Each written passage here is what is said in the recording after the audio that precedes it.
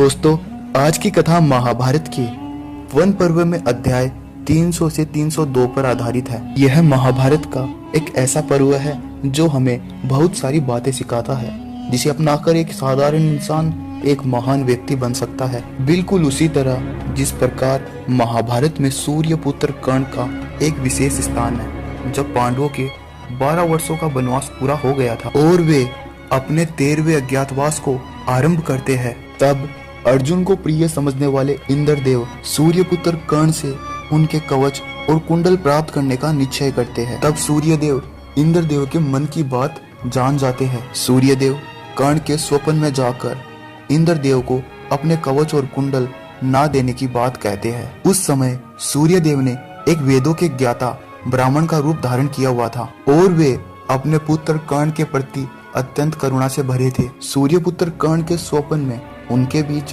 कुछ इस तरह बातचीत होती है। हे महावीर कर्ण, मैं आज तुम्हारे परम हित की बात करने के लिए तुम्हारे समक्ष आया हूँ। तुम मेरे बहुत ही प्रिय हो, इसीलिए मैं तुम्हारे साथ होने वाले एक ऐसे छल के प्रति सतर्क करने आया हूँ जो तुम्हारे जीवन तक को समाप्त कर सकता है। कर्ण, देवराज इंद्र जो पांडवों के हित की इच्छा रखते हैं, तुमसे तुम्हारे कवच और कुंडल का दान लेने आएंगे। तुम्हारी अद्भुत दानशीलता का, जिसे सारा जगत जानता है, का देवराज इंद्र को भी ज्ञान है।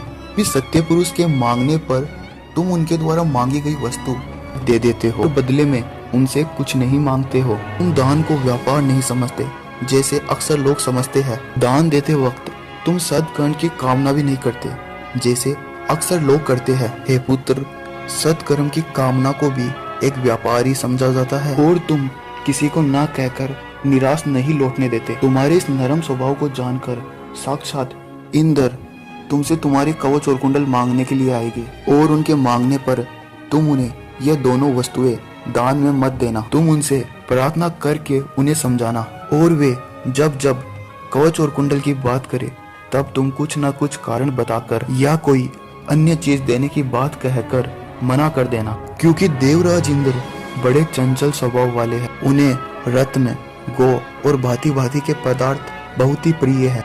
यदि तुम अपने जीवन के साथ उत्पन्न हुए ये सुंदर कवच और कुंडल इंद्रदेव को दे दोगे तो तुम्हारी आयु क्षीण हो जाएगी और तुम भी साधारण पुरुषों के भांति मृत्यु के अधीन हो जाओगे। हे परमवीर कर्ण, तुम अपने कवच और कुंडल के साथ युद्ध में अपने शत्रु के लिए अवध्य बने रहोगे। हे कर्ण, यह दोनों रत्नमय कवच और कुंडल अमृत से उत्पन्न हुए हैं, अतः यदि तुम्हें अपना जीवन प्रिय है तो इन दोनों वस्तुओं की रक्षा अवश्य करना। तब कर्ण ने पूछा, भगवान, आप मेरे प्रति इस प्रकार जो मेरे हित की सलाह दे रहे हैं, मैं आपसे यह जानना चाहता हूँ कि आप कौन हैं। तब ब्राह्मण देव ने कहा, हे कर्ण, मैं सूर्य देव हूँ। तुम मेरे पुत्र हो और तुम्हारे प्रति अपार स्नेह के कारण मैं तुम्हें दर्शन देकर यह सामायिक कर्तव्य समझा रहा हूँ। अगर तुम मेरा कहा मानोगे तो तुम्हारा अवश्य कल्याण होगा। कर्ण सूर्यदेव के सामने अपनी बात रखते हैं। कर्ण ने कहा, जिसके हित की बात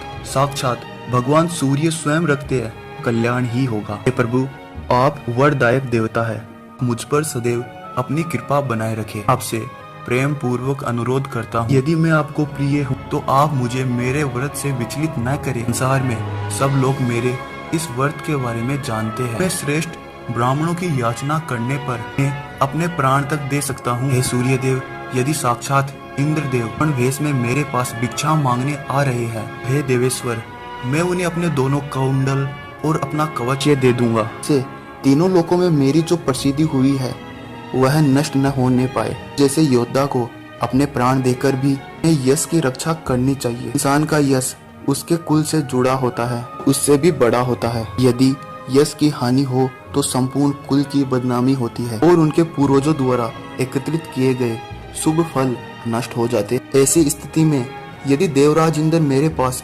भिक्षा मांगने के लिए पधारेंगे तो मैं कवच सहित दोनों कुंडल उन्हें अवश्य प्रदान कर दूंगा। अतः सूर्यदेव, मैं अपना जीवन देकर भी अपने प्राणों से अधिक कीर्ति को महत्व दूंगा। कीर्ति ही इस संसार में माता की भांति है, हर मनुष्य को एक नया जीवन प्रदान करती है। हे लोकेश्वर, साक्षात वर्मा जी द्वारा दिया गया ज्ञान की कीर्ति ही मनुष्य की आयु है।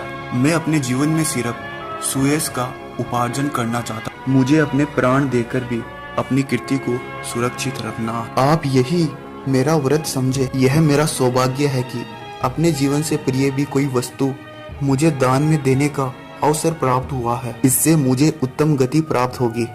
तब सूर्यदेव कहते हैं, तुम अर्जुन से सदा स्पर्धा करते हो। यदि तुम अपने कवच और कुंडल का दान इंद्रदेव को ना करो, तब अर्जुन तुम्हें युद्ध में कभी भी पराजित नहीं कर सकता, भले ही साक्षात इंद्रदेव अर्जुन की सहायता के लिए आ जाए। अतः कर्ण, यदि तुम युद्ध भूमि में अर्जुन को जीतने की अभिलाषा रखते हो, तो इंद्र को यह शुभ कवच और कुंडल कभी भी दान मत करना। तब कर्ण ने कहा, हे भास्कर, मैं अर्जुन को युद्ध में अवश्य जीत लूं। मेरे पास अस्त्र शस्त्र का जो महान बल है, उसे आप निश्चित ही जानते हैं। मैंने परशुराम जी तथा महान द्रोणाचार्य से अस्त्र विद्या ज्ञान प्राप्त किया है। यह जो मेरा दान देने का व्रत है, उसके लिए आप भी मुझे अपने हृदय से आज्ञा दीजिए, जिससे मैं एक याचक बने हुए आए इंद्रदेव को अपने प्राण तक दे सकूं। तब सूर्यदेव ने कहा, यदि तुमने निश्चय कर ही लिया है, अब तुम अपने कवच और कुंडल के बदले इंद्र से उनकी अमोघ शक्ति वरदान करने का आशीर्वाद प्राप्त कर सकते हो। देवराज इंद्र की वह शक्ति युद्ध में सैकड़ों हजारों शत्रुओं का वध किए बिना वापस लौट कर नहीं आती। यह एक अचूक अस्त्र है जो शत्रु का विनाश करके ही रहता है। इतनी बातें होने पर सोए हुए महाबली कर्ण की आंखें खुल जाती है। दोस्तों, कर्ण का जीवन हमें कितना कुछ सिखाता है। अपने प्राणों की चिंता किए बगैर अपने पथ पर चलते रहना और सदा सत्कर्म करते रहना और दान इस तरह करना कि किसी को कानो कान खबर ना हो। जो इंसान दान करने के बाद उसका बखान करता है, उस दान का सत्कर्म तुरंत नष्ट हो जाता है। किसी की जरूरत को पूरा करना उसकी आत्मा को बलवान बनाता है। हम कर्ण जैसा तो नहीं बन सकते, पर अपने कर्मों को सुधार कर उनके बताए हुए पथ पर जरूर चल सकते हैं। आप महाबली कर्ण के बारे में अपने विचार हमें कमेंट बॉक्स में बता सकते हैं।